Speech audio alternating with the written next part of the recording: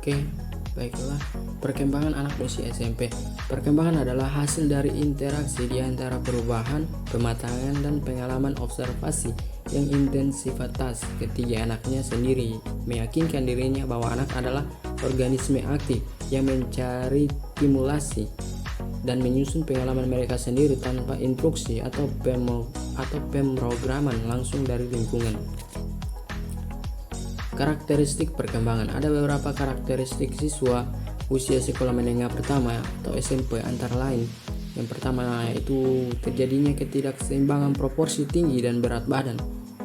Yang berikutnya itu mulai timbulnya ciri-ciri seks sekunder. Yang berikutnya kecenderungan ambivalensi serta keinginan menyendiri dengan keinginan bergaul, serta keinginan untuk bebas dari dominasi dengan kebutuhan bimbingan dan bantuan dari orang tua. Yang berikutnya senang membandingkan kaedah-kaedah, nilai-nilai etika atau norma dengan kenyataan yang terjadi dalam kehidupan orang dewasa. Yang berikutnya yaitu mulai mempertanyakan secara skeptis mengenai eksistensi dan sifat kemurahan dan keadilan Tuhan. Perkembangan fisik. Perkembangan fisik jasmani. Istilah daur atau siklus mempunyai arti bahwa pertumbuhan fisik tidak dapat dikatakan mengikuti pola ketetapan tertentu. Pertumbuhan dan perkembangan fisik anak umumnya berlangsung secara teratur dan dapat diramalkan sebelumnya, yaitu ukuran tubuh, tinggi tubuh, berat tubuh, proporsi tubuh, tulang, gizi.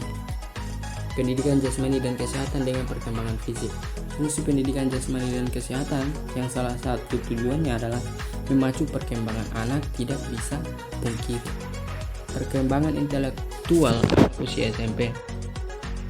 Ada beberapa perkembangan intelektual menurut Jean Piaget. Yang pertama itu berlainan dengan cara berpikir anak-anak yang tekanannya kepada kesadaran sendiri di sini dan sekarang. Yang kedua itu melalui kemampuan untuk menguji hipotesis, muncul kemampuan nalar secara ilmiah. Yang ketiga itu remaja dapat memikirkan tentang masa depan dengan membuat perencanaan dan mengeksplorasi berbagai kemampuan untuk mencapainya. Yang keempat, remaja menyadari tentang aktivitas kognitif itu efisien dan tidak efisien. Yang kelima, berpikir operasi formal memungkinkan terburuknya topik-topik baru dan ekspansi berpikir. Pemikiran sosial dan moral. Sosial dan kemampuan penyesuaian diri terhadap lingkungan sekitarnya. Keterampilan sosial dan kemampuan penyesuaian diri menjadi semakin penting manakala anak sudah menginjak masa remaja. Hal ini disebabkan karena pada masa remaja, individu sudah memasuki dunia pergaulan yang lebih luas di mana pengaruh teman-teman dan lingkungan sosial akan sangat menentukan. Perkembangan moral. Kemampuan berpikir dalam dimensi moral atau moral reasoning pada remaja berkembang karena mereka mulai melihat adanya kejanggalan dan ketidakseimbangan antara yang mereka percayai dahulu dengan kenyataan yang ada di sekitarnya. Perkembangan agama dan keyakinan. Jika perkembangan moral anak tidak terjadi sejak lahir, perkembangan agama pada anak menurut ajaran Islam telah ada sejak anak lahir. Fitrah yang beragama dalam diri manusia merupakan naluri yang menggerakkan hatinya untuk melakukan perbuatan suci yang dipahami oleh Tuhan Yang Maha Esa telah ada dalam diri anak sejak dia berada di tulang sulbi orang tuanya. Perbedaan individu pada peserta didik. Dalam tahap perkembangannya, siswa berada pada periode perkembangannya yang sangat pesat dari segala aspek. Perkembangan yang sangat erat kaitannya dengan pembelajaran. Yang pertama, perkembangan aspek kognitif. Anak usia 6 sampai dengan 12 tahun merupakan usia anak memasuki sekolah dasar.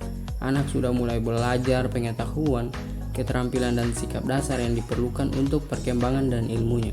Ketika mulai memasuki masa sekolah, tugas mereka adalah belajar. Perbedaan jenis-jenis kebutuhan.